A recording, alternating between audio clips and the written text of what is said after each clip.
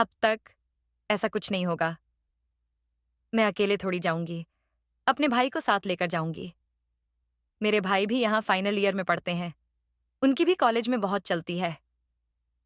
मैं उनसे कहूंगी और फिर देखना वो उन लोगों को कैसे मजा चखाते हैं। सबके सब इधर उधर भागते नजर आएंगे। बोलते हुए खुशी की आंखों में चमक थी। अंजलि और आकाश एक दूसरे की तरफ देखने लगे। अब आगे।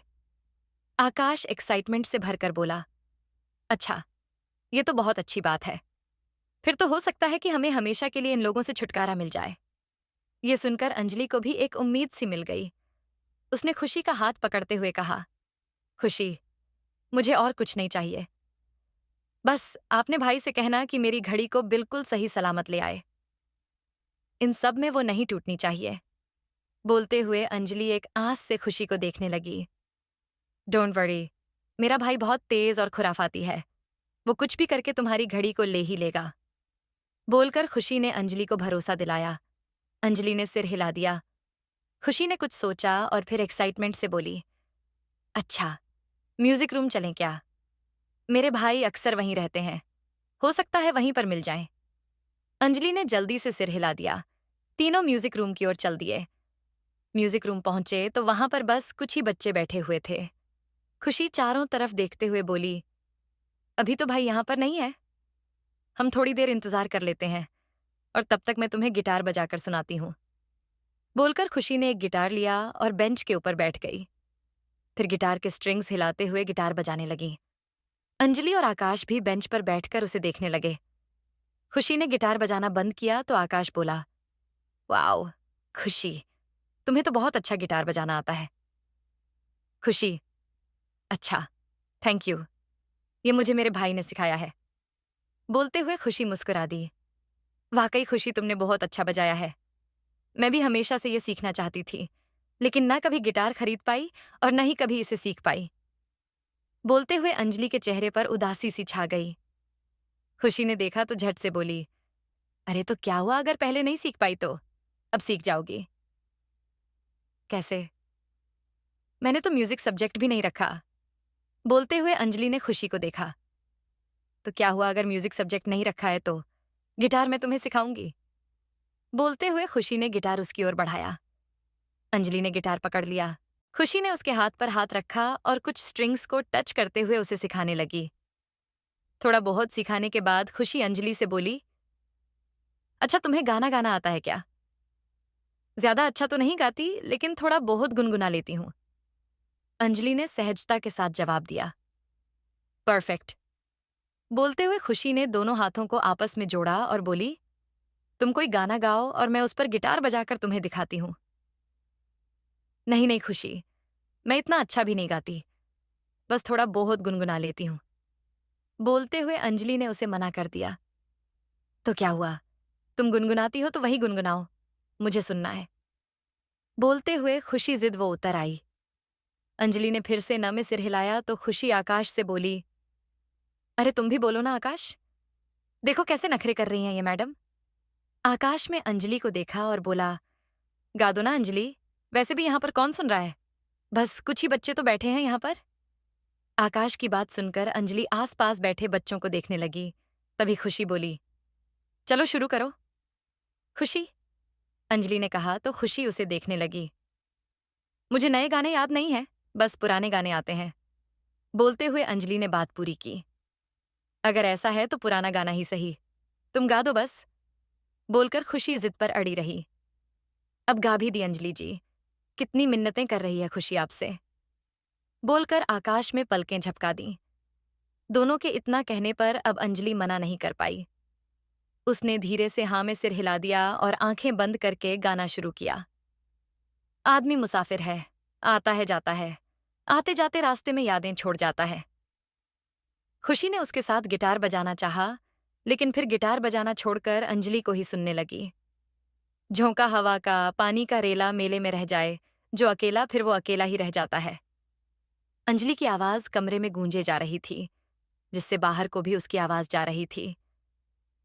अंजलि का गाना सुनकर बाहर से गुजर रहे स्टूडेंट्स भी म्यूजिक रूम के अंदर आकर बैठने लगे। अंजलि उन सब के आने से बेखबर आंखें बंद करके गाए जा रही थी। कब छोड़ता है ये रोग जी को दिल भूल जाता है, जब किसी को वो भूल कर भी याद आता है। अंजलि ने गाना खत्म किया तो पूरा कमरा तालियों की आवाज से गूंज उठा। तालियों की आवाज से अंजलि ने आंखें खोलीं तो देखा कि पूरा कमरा स्टूडेंट्स से भर चुका था और कुछ टीचर्स भी वहां खड़े अंजलि को देखते हुए तालियां बजा रहे थे।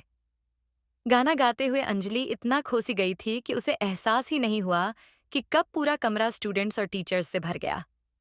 तभी भीड़ में से लड़की ने उसे कॉम्प्लीमेंट देते हुए कहा, वाओ यार, क्या गाया है तुमने। लॉजिकली मुझे तो लग रहा था कि यहाँ पर सॉन्ग की रिकॉर्डिंग चल रही है। Literally amazing, thank you. कहते हुए अंजलि ने सिर झुका लिया। खुशी में अंजलि के गले लगते हुए कहा, वाह मेरी सिंगर, तुमने तो कमाल कर दिया। मैंने सोचा नहीं था कि तुम इतना अच्छा भी गाती होगी। अंजलि ने सुना तो हल्का सा मुस्कुरा दी। तभी आकाश ने बैग उठाते हुए कहा, वाकई अंजलि, तुमने बहुत अच्छा गाया। मन कर रहा था कि तुम कभी गाना बंद ही ना करो और मैं सुनता ही जाऊं। सच में, अब तो लग रहा है कि आज का दिन ही बन गया मेरा तो। शुक्रिया आकाश। कहते हुए अंजलि मुस्कुराई और फिर फोन में टाइम देखा तो अगली क्लास का वक्त हो गया था। तीनों अगली क्लास लगाने चले गए। उनके जाते ही शिवाक्ष भागते हुए म्यूजिक रूम में आया। उसे अंदर काफी बच्चे दिखाई दिए। अभी यहां कौन गा रहा था? शिवाक्ष ने एक लड़के से पूछा। पता नहीं कौन थी, अभी अभी बाहर निकल गई, लड़के ने जवाब दिया। शिवाक्ष ने अपने सीने पर हाथ रखा और गहरी सांस ली। वह नीचे से तीसरी मंजिल तक भागते हुए आया था। पता नहीं क्यों, लेकिन इस आवाज को सुनने के बाद वह जानना चाह रहा था कि आखिर यह आवाज थी किसकी। कुछ वक्त बाद जब तीनों ने क्लास लगा ली तो वापस म्यूजिक रूम की ओर आ गए। अंजलि का फोन बजने लगा तो वह बाहर खड़ी होकर अपना फोन सुनने लगी। वही खुशी और आकाश अंदर जाने लगे तो दरवाजे के पास से ही आकाश ने अंदर बैठी बोली, गैंग को देख लिया था। उसकी कदम दरवाजे पर ही ठहर गए। वही खुशी बिना रुके अंदर चली गई। आकाश उसे रोकना चाहता था, लेकिन खुशी काफी अंदर जा चुकी थी और आकाश अब आवाज देकर उसे रोक नहीं सकता था, वरना बुली गैंग का ध्यान उसकी तरफ जरूर आ जाता। वो दीवार के पीछे छिपकर वहीं खड़ा हो गया और खुशी को देखने लगा। अंदर जाकर खुशी सीधे राजीव के पास चली गई और उससे गिटार मांगने लगी। आकाश खुद से बोला, ये क्या कर रही हो खुशी? उस राक्षस से मत मांगो, वो हमारा तुम्हारा सबका जीना हराम कर देगा। दूर हटो उससे। बोलते हुए आकाश हाथ से इशारे से उसे दूर करने लगा, लेकिन खुशी उसकी तरफ नहीं देख रही थी। राजीव ने खुशी को देखा और फिर गिटार देने से मना कर दिया और बोला, कोई दूसरा ले लो, ये मेरा है। खुशी ने कमर पर हाथ रखा और बोली, तो क्या हुआ, मुझे यही वाला चाहिए। बोलते हुए खुशी ने उसके हाथ से गिटार छीनते हुए ले लिया। आकाश ने सिर पीट लिया और आंखें बंद कर लीं। अंजलि ने फोन पर बात पूरी की और म्यूजिक रूम के अंदर जाने लगी तो आकाश ने दरवाजे पर ही उसका हाथ पकड़कर उसे रोक लिया। क्या हुआ आकाश? पूछते हुए अंजलि ने सवालिया नजरों से आकाश को देखा और फिर बोली, तुम यहाँ क्या कर रहे हो? आकाश ने उंगली से अंदर की ओर इशारा किया और बोला, वो देखो। खुशी ने खुद जाकर मधुमक्खी के छत्ते में सिर दे मारा। अभी अभी उसने राजीव से गिटार छीन लिया। अंजलि ने सुना तो उसके माथे पर भी फिक्र से लकीरें आ गईं। दोनों दरवाजे के पास से ही म्यूजिक रूम के अंदर झांकने लगे। दोनों एक दूसरे को देखने लगे। आकाश, क्या तुमने भी वही देखा जो मैंने देखा?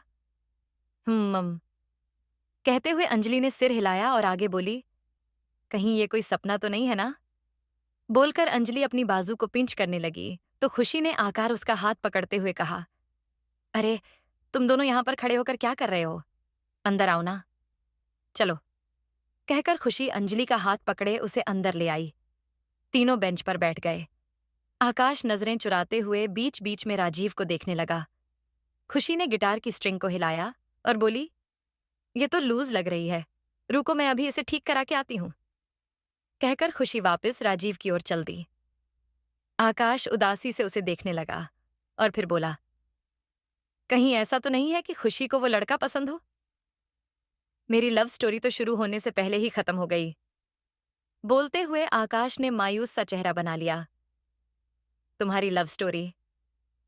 पर यह कब हुआ? अंजलि ने हैरानी से उसे देखते हुए पूछा। आकाश उदास होकर बोला, हान, मेरी और खुशी की लव स्टोरी पहले दिन से देखने पे ही मुझे वो अच्छी लगी थी, लेकिन अभी पता चल रहा है कि वो राजीव को पसंद करती है। तो मेरी स्टोरी को खत्म हो गई ना? अंजलि ने सुना तो खुशी को देखते हुए बोली, मुझे नहीं लगता कि वो राजीव को पसंद करती है। मुझे तो इनको देखकर कुछ और ही लग रहा है। कहते हुए उसने आकाश को देखा।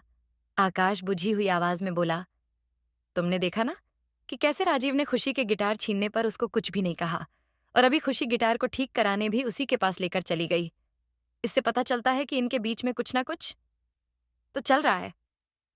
आकाश को ऐसे उदास होते देखकर अंजलि ने उसके कंधे पर हल्के से हाथ रख दिया और दिलासा देते हुए बोली, आकाश, हो सकता है कि जैसा तुम सोच रहे हो वैसा ना हो सकता है बात कुछ और हो।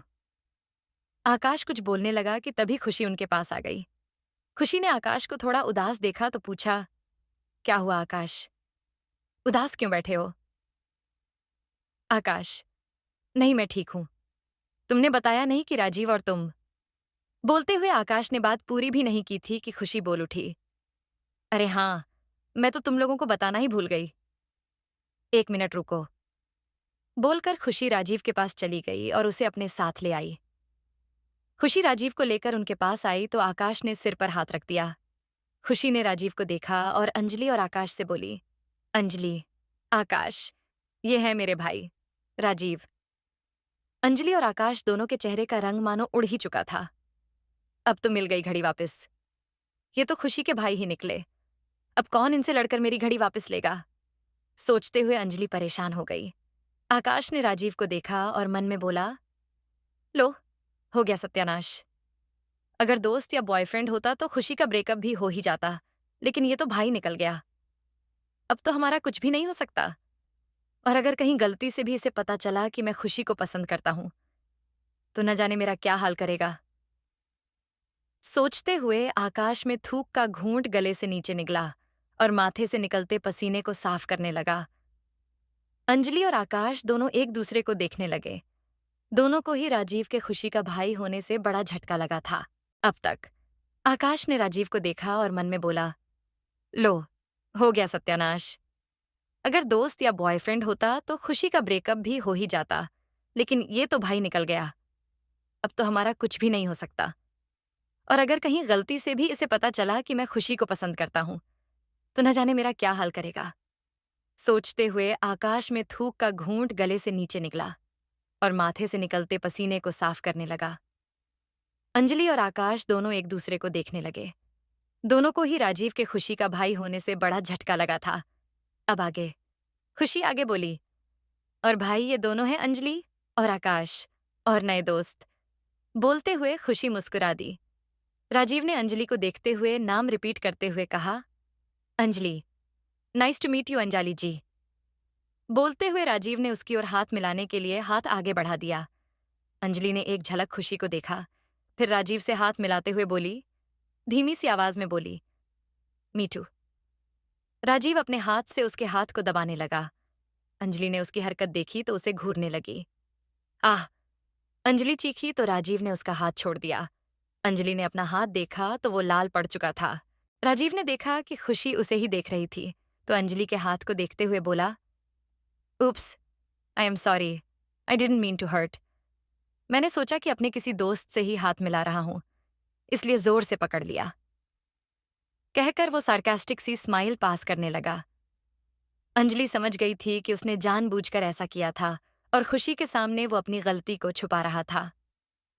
राजीव ने आकाश की ओर देखा और फिर उसकी ओर हाथ बढ़ाते हुए बोला, and nice to meet you too, mister Akash. Akash ने उसके हाथ की ओर देखा और फिर हाथ जोड़कर उसे नमस्ते कर दी। राजीव हंस दिया और अपना हाथ पीछे ले लिया। खुशी ने देखा तो हंसते हुए बोली, आकाश, इस तरह तो लड़कियां भी हाथ मिलाने से नहीं शर्माती।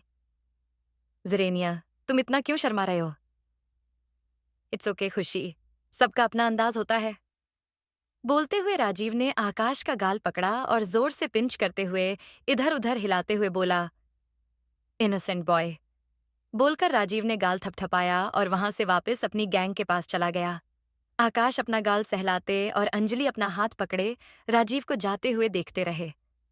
खुशी को थोड़ा अजीब लगा, पर फिर भी वो फीका सा हंसते हुए बोली, थोड़ा वियर्ड था, बट इट्स ओके। चलो गिटार बजाते हैं, बोलकर खुशी अंजलि को गिटार सिखाने लगी। शिवाक्ष म्यूजिक रूम में आया तो उसकी नजर अंजलि के चेहरे पर पड़ी। उसे अंजलि का चेहरा उतरा हुआ लगा। श्वेता ने शिवाक्ष को देखा तो उसका हाथ पकड़कर उसे अपने साथ ले गई और बोली, शिवाक्ष, मुझे भी गिटार सिखाओ ना। मेरा भी बहुत मन है कि मैं तुमसे गिटार सीखूं। बोलते हुए श्वेता ने उसके हाथ पर अपना हाथ रख दिया। शिवाक्ष उससे दूर हुआ और बेंच पर बैठते हुए बोला, मैं कोई टीचर नहीं हूं श्वेता, मैं सिखाना नहीं जानता। बोलकर शिवाक्ष ने इनकार कर दिया और अंजलि को देखने लगा। शिवाक्ष को अंजलि की ओर देखा देखकर श्वेता ने मुट्ठी बांध ली और शिवाक्ष के आगे आकर खड़ी हो गई और बोली, तो कुछ बजाकर ही दिखा दो शिवाक्ष। बोलते हुए श्वेता मुस्कुरा दिया और अपने बालों की लट को घुमाने लगी।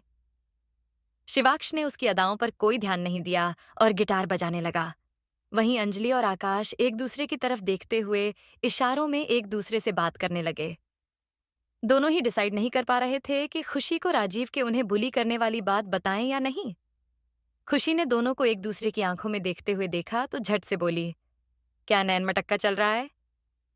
अंजलि और आकाश झेंप गए और खुशी की ओर देखकर दोनों ने जल्दी से नामे सिर हिला दिया। करीब 4 बजे तक वो लोग म्यूजिक रूम में ही बैठे हुए गिटार सीखते रहे। वॉचमैन अंदर आया और बोला, चलिए सब लोग बाहर निकलिए, अब कॉलेज के बंद होने का वक्त हो गया है। वॉचमैन के कहने पर सब लोग वहां से बाहर निकल गए। म्यूजिक रूम से बाहर आकर शिवाक्ष को याद आया कि उसने अपने गिटार का कवर म्यूजिक रूम में ही छोड़ दिया था। उसने अपना बैग बाहर बेंच पर रखा और बिना किसी से कुछ कहे वापस म्यूजिक रूम में चला गया। कमरा अभी बंद नहीं हुआ था तो शिवाक्ष अंदर चला गया। वहीं दूसरी तरफ ग्राउंड में पहुंचकर अंजलि ने जब अपना बैग देखा तो उसे पता चला कि वह अपना फोन म्यूजिक रूम में ही भूल आई थी। आकाश और खुशी चले गए थे। अंजलि ने वापस कॉलेज की तरफ देखा और फिर बोली, अगर माँ बाबा ने फोन किया और मैंने नहीं उठाया तो वो लोग परेशान हो जाएंगे। फोन को यहाँ छोड़कर तो नहीं जा सकती। एक काम करती हूँ, वापस जाकर देखती हूँ, अगर तुम खुला हुआ तो फोन ले आऊंगी। बोलते हुए अंजलि वापस म्यूजिक रूम की ओर चल दी। म्यूजिक रूम के बाहर आकर अंजलि ने देखा तो रूम का दरवाजा खुला हुआ था। अंजलि जल्दी से कमरे के अंदर चली गई और जिस बेंच पर वह बैठी थी वहां पर जाकर अपना फोन देखने लगी। बेंच के ड्रॉर में उसे अपना फोन रखा हुआ मिल गया। दरवाजे के पास खड़ी श्वेता ने अंजलि को अंदर देखा तो मुस्कुरा दी और दरवाजे को बंद करते हुए बोली, बाय बाय मुसीबत, अब कल सुबह तक तुम्हारी अक्ल पूरी तरह से ठिकाने आ जाएगी। बोलकर उसने धीरे से दरवाजे को बंद किया और बाहर से ताला लगा दिया। अंजलि बाहर निकलने के लिए मुड़ी तो देखा कि दरवाजा बंद कर दिया गया था। अंजलि दरवाजे की ओर भागी। दरवाजा खोलिए प्लीज, मैं अंदर ही बंद हो गई हूँ। बोलते हुए अंजलि दरवाजा खटखटाने लगी। श्वेता ने चाबी हवा में उछाली और फिर उसे कैच करते हुए बोली, अब आएगा ना असली मजा, let the devil die of dark. बोलकर श्वेता तिरछा मुस्कुराई और वहां से निकल गई। शिवाक्ष जो बुक शेल्फ के पीछे खड़ा होकर गिटार में कवर चढ़ा रहा था, अंजलि की आवाज सुनकर सामने आ गया। अरे क्या कर रही हो, दरवाजा क्यों पीट रही हो? बोलते हुए शिवाक्ष उसकी ओर बढ़ा। बाहर से दरवाजा बंद कर दिया है और मैं यहाँ अंदर ही फंस गई हूँ, प्लीज मुझे बाहर निकालिए। बोलते हुए अंजलि दरवाजे को ही देखे जा रही थी। तुम बंद हो तो मैं भी बंद ही हूं ना। बोलते हुए शिवाक्ष उसके बगल में आकर खड़ा हो गया। अंजलि ने उसकी ओर देखा और फिर दरवाजे को देखने लगी। उसे तो लग रहा था कि आवाज बाहर से आ रही थी। उसे शिवाक्ष को घूरते हुए देखा और फिर हैरानी से बोली, आप यहाँ क्या कर रहे हैं? मैं। बोलते हुए शिवाक्ष ने अंजलि के फिक्र से भरे चेहरे को देखा और फिर आगे बोला, मैं तो यहाँ घूमने आया था। What a wonderful place to visit. Anjali ने घुटकर उसे देखा और बोली, ये सब आपने ही किया है ना, ताकि आप मुझे परेशान कर सकें।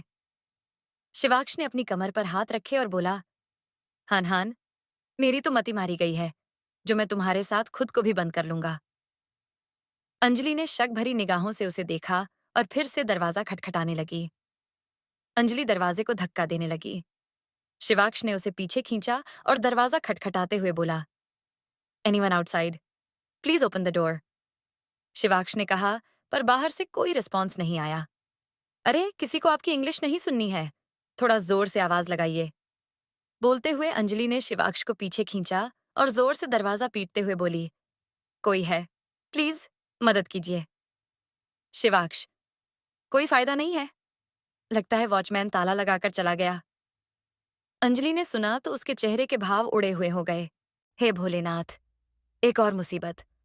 पता नहीं इन मुसीबतों को मेरा एड्रेस कहाँ से मिल जाता है। बोलते हुए अंजलि ने सिर पीट लिया। अक्सर हसीन चीजें सबको नजर आ ही जाती हैं। बोलते हुए शिवाक्ष उसे देखने लगा। अंजलि ने सुना तो तिरछी नजरों से शिवाक्ष को देखने लगी। शिवाक्ष एकटक उसे देखे जा रहा था। दोनों की नजरें आपस में टकरा रही थीं। जहां शिवाक्ष फ्लर्टिंग अंदाज में उसे देख रहा था, वहीं अंजलि गुस्से से उसे घूरे जा रही थी। अंजलि ने उसे घूरा और फिर आवाज बुलंद करते हुए बोली, आप तो खुद को बहुत पावरफुल समझते हैं ना? तो तोड़ दीजिए ये दरवाजा और निकालिए हमें बाहर।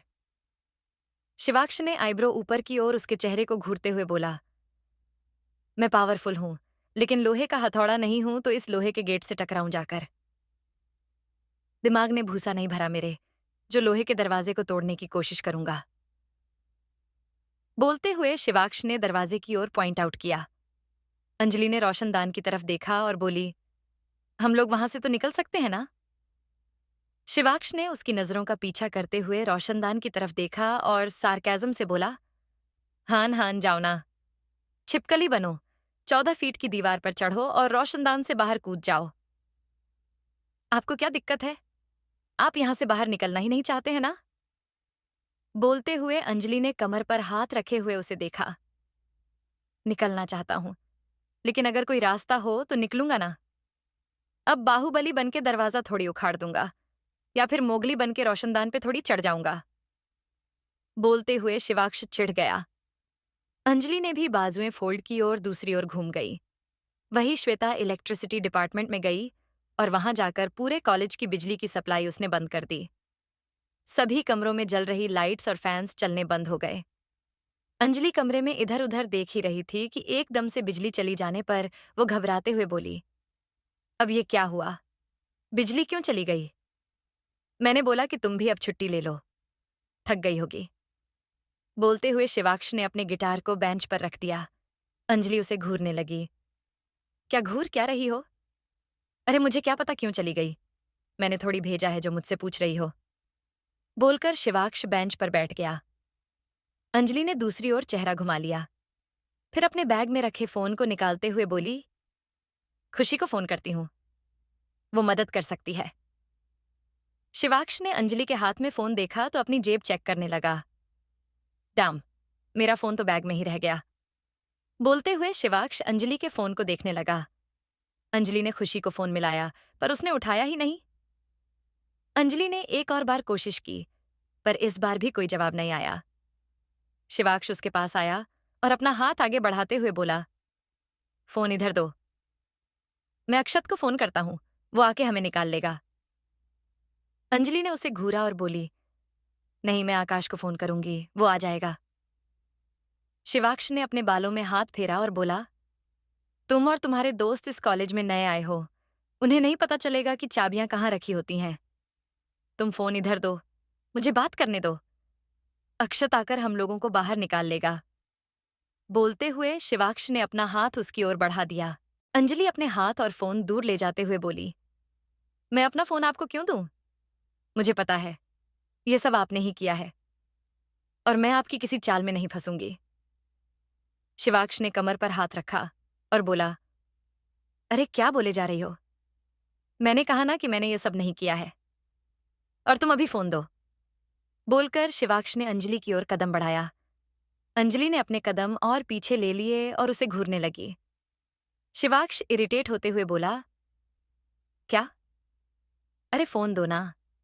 ज़रेनिया, आज यहीं बंद रहने का इरादा है क्या? नहीं, मैं आपको फोन नहीं दूंगी। आप मेरे नंबर का गलत इस्तेमाल भी तो कर सकते हैं। मैं आपको फोन नहीं दूंगी। आप अपने फोन से क्यों नहीं करते? बोलते हुए अंजलि ने फोन को अपनी पीठ के पीछे कर लिया। मैं अपना फोन बाहर बैग में ही भूल आया हूं, तो इसलिए नहीं कर सकता। अभी आप फोन दे दीजिए।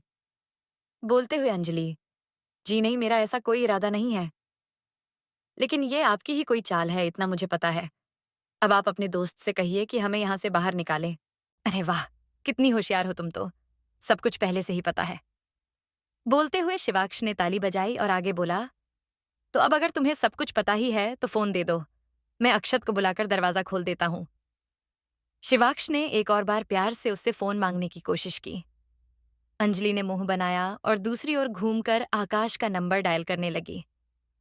शिवाक्ष को अब बहुत ज्यादा इरिटेशन होने लगी थी। इतना मनाने पर भी अंजलि उसकी बात नहीं सुन रही थी। शिवाक्ष ने झटके से अंजलि के हाथ से फोन छीन लिया। मेरा फोन वापस दीजिए। बोलते हुए अंजलि अपना फोन वापस लेने की कोशिश करने लगी। शिवाक्ष ने फोन को ऊपर ऊंचा उठा लिया ताकि अंजलि उस तक न पहुंच पाए, और फिर अक्षत का नंबर मिलाने लगा। अंजलि उछलते हुए फोन लेने की कोशिश करने लगी। काफी कूदने के बाद भी जब अंजलि फोन तक नहीं पहुंच पाई, तो उसने शिवाक्ष के पैर के ऊपर अपना पैर मार दिया। शिवाक्ष अपने पैर को पकड़ने के लिए नीचे झुका तो अंजलि ने झट से उसके हाथ से फोन छीन लिया और उससे दूर भागने लगी।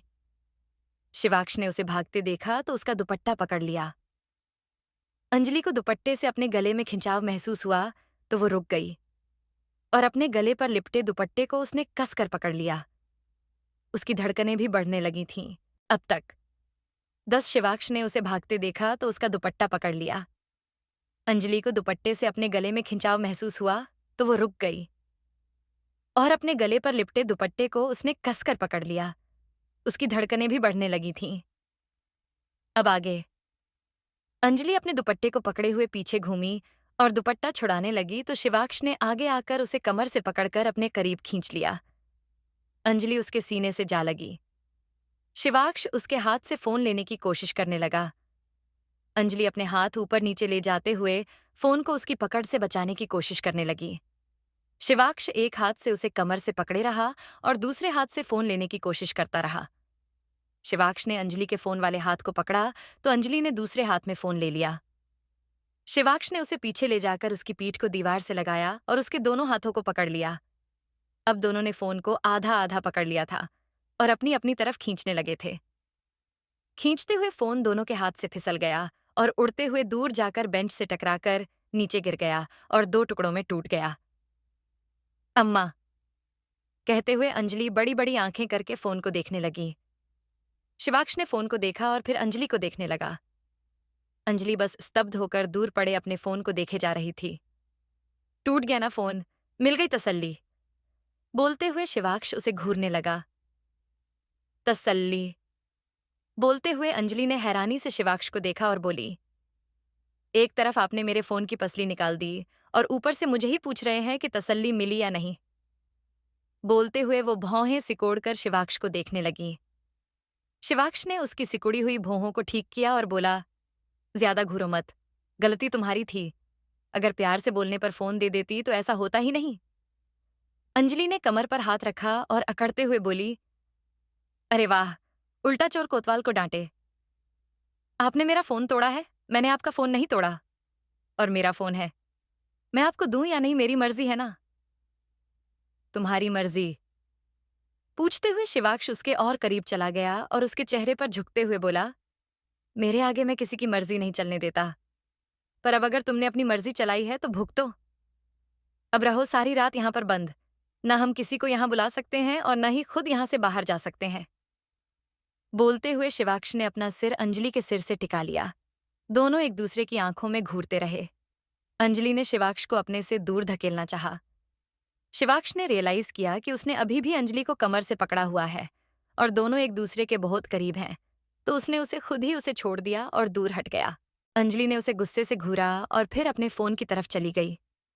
उसने फोन को उठाकर देखा तो फोन की स्क्रीन पूरी तरह से टूट चुकी थी और बैटरी भी निकलकर बाहर आ गई थी। मेरा फोन। बोलते हुए अंजलि ने रोनी सूरत बनाकर फोन को देखा। अब अगर माँ या बाबा कॉल करेंगे तो मैं कैसे फोन उठाऊंगी। बोलते हुए उसका चेहरा उतर गया। शिवाक्ष, और खींचो फोन, फिर हो सकता है दोबारा से जुड़ जाए। शिवाक्ष के बोलने पर अंजलि चिढ़ गई और गुस्से से बोली, मैंने नहीं, आपने फोन खींचा था। अगर आप नहीं खींचते तो अभी ये ठीक होता। ओ हेलो, इसमें मेरा सिर्फ एक हाथ था, दूसरा हाथ तुम्हारी कमर पकड़े हुए था। दोनों हाथों से तुम खींच रही थी। और ये फिसला भी तुम्हारी ही वजह से। बोलकर शिवाक्ष बेंच पर बैठ गया। अंजलि ने अब कुछ नहीं कहा। उसने अपना फोन उठाया और जाकर बेंच पर बैठ गई। शिवाक्ष ने गहरी सांस ली और बोला, अब तो हो गया जो होना था, और अब हम लोग बाहर भी नहीं निकल सकते। आज की रात यहीं पर गुजरेगी। बोलकर शिवाक्ष बेंच पर लेट गया और एक पांव के ऊपर दूसरा पांव चढ़ा लिया। पता नहीं क्यों अभी भी लग रहा है कि ये इन्हीं लोगों की कोई शरारत है। हो सकता है थोड़ी देर में कोई आकर दरवाजा खोल दे। सोचते हुए अंजलि बेंच पर सिर टिकाए बैठ गई। धीरे धीरे बाहर से आती रोशनी कम होने लगी और कमरे में हल्का अंधेरा छाने लगा। दिन ढल चुका था और शाम हो चुकी थी।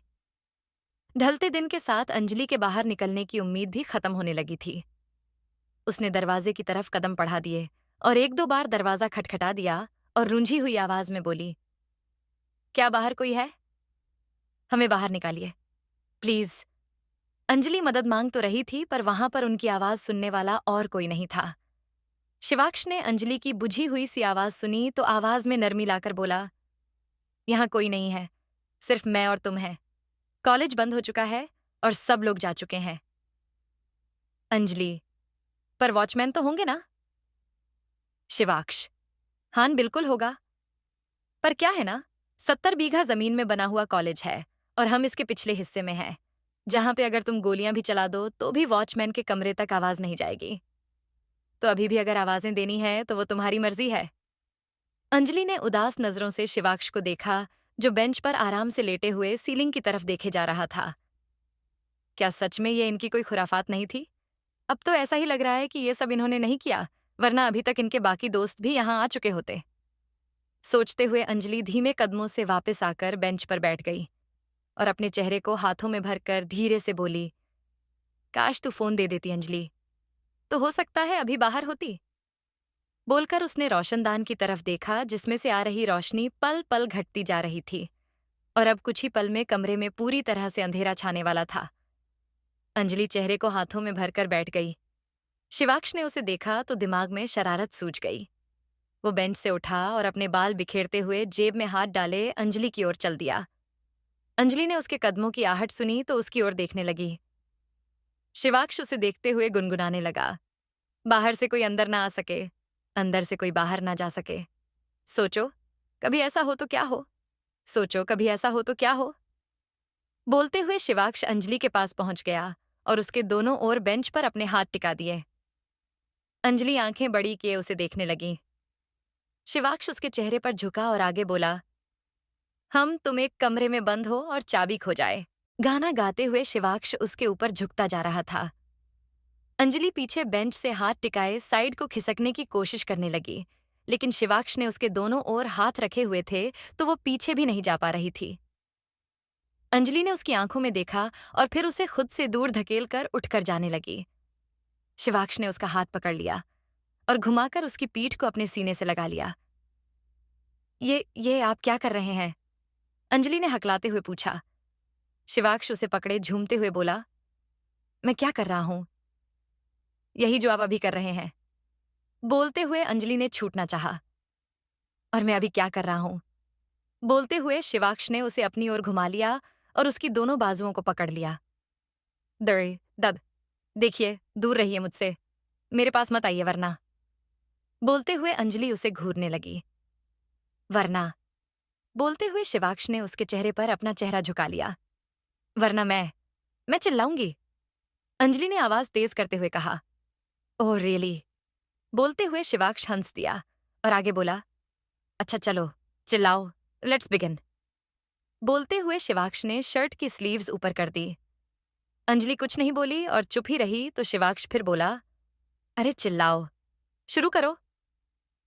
आप सही नहीं कर रहे हैं, आप इस तरह से मुझे परेशान नहीं कर सकते। अंजलि ने मासूमियत से कहा और उसे दूर धकेलकर जाने लगी तो लड़खड़ाकर पीछे की तरफ गिरने लगी। शिवाक्ष ने जल्दी से आकर उसे बाहों में थाम लिया और गिरने से बचा लिया। अंजलि ने हाथ उसके कंधों पर चले गए और शिवाक्ष के हाथ उसकी कमर पर लिपट गए। अंजलि तेज तेज सांसें लेते हुए उसे देखने लगी। शिवाक्ष ने उसकी पीठ को दीवार से लगाया, उसे कमर से पकड़े हुए वैसे ही खड़ा रहा। अंजलि ने उसे दूर धकेलना चाहा, लेकिन शिवाक्ष को थोड़ा सा भी नहीं हिला पाई। अंजलि का चेहरा लाल पड़ चुका था। देखिए, आप सही नहीं कर रहे हैं। शिवाक्ष एकटक उसके चेहरे को देखता रहा। फिर उसके चेहरे पर आ रही बालों की लटों को उसके कान के पीछे करते हुए बोला, ये आंखों की चमक, ये बातों की महक, कहाँ से चुराई है आपने? शिवाक्ष ने शायराना अंदाज में कहा तो अंजलि का दिल जोरों से धड़क उठा। उसने शिवाक्ष की आंखों में देखना चाहा तो देख नहीं पाई। उसने एक झलक देखकर ही नजरें फेर लीं। अपनी सांसों पर काबू करना उसके लिए मुश्किल सा हो गया था।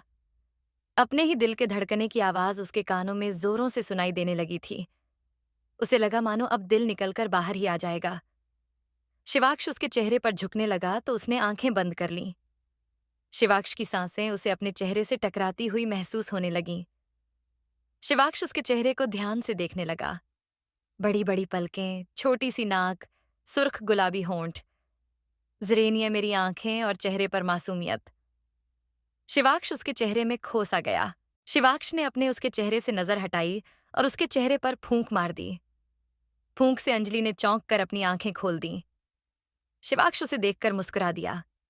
फिर उससे अलग होते हुए बोला, आई एम शिवक्ष राजवंश, और जो तुम सोच रही हो, शिवाक्ष राजवंश वैसी हरकत नहीं करता।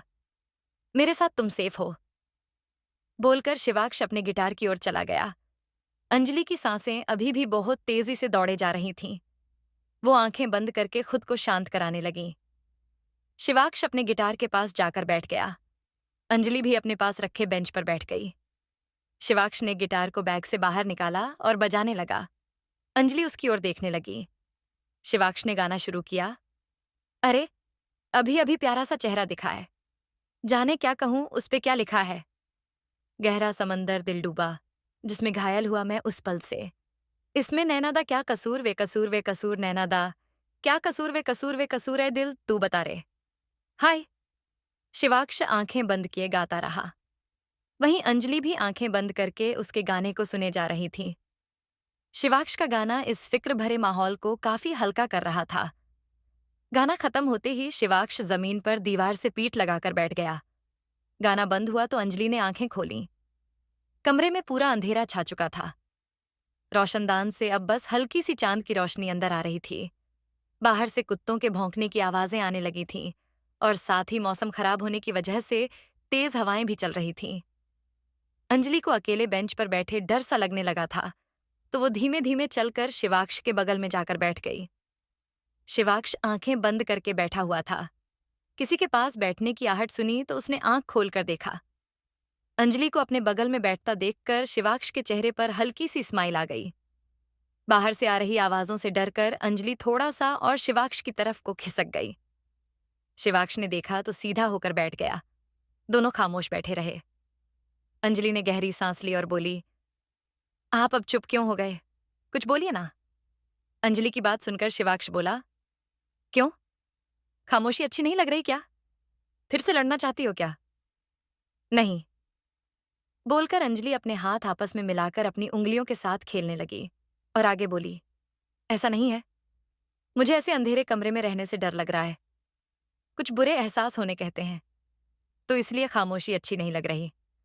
शिवाक्ष ने हल्की सी चांद की रोशनी में उसे देखा और पूछा, तुम्हें अंधेरे कमरे में रहने से डर लग रहा है और तुम एक अनजान लड़के के साथ एक कमरे में अकेली बंद हो, इस बात से तुम्हें डर नहीं लग रहा? अंजलि ने उसे जवाब देते हुए कहा, अभी तो आपने कहा कि मैं आपके साथ बिल्कुल सेफ हूं। मैंने कहा और तुमने मान भी लिया। शिवाक्ष में एक और सवाल करते हुए उसे देखा। पता नहीं क्या माना है और क्या नहीं, लेकिन अंधेरे में अकेले रहने से अच्छा आपका साथ लग रहा है। अंजलि ने सहजता के साथ जवाब दिया। शिवाक्ष, और ऐसा क्यों? अंजलि, ऐसा इसलिए क्योंकि इंसान की नीयत उसकी नजरों से पता चल ही जाती है। आप मुझे परेशान करते हैं, लेकिन आप नजरें मुझे खराब नहीं लगी। मुझे कोई बुरी वाइब नहीं आ रही और मेरा सिक्स सेंस कह रहा है कि मैं आपके साथ सेफ हूं। अंजलि की बात सुनकर शिवाक्ष सोच में पड़ गया। क्या उस पर विश्वास करना किसी के लिए इतना आसान है? सोचते हुए उसने गहरी सांस ली और अपने बालों में हाथ घुमा दिया। क्या इन दोनों में बढ़ने लगी है नजदीकियां? क्या अंजलि का विश्वास करना शिवाक्ष के दिल में उसके लिए कुछ फीलिंग्स ले आएगा?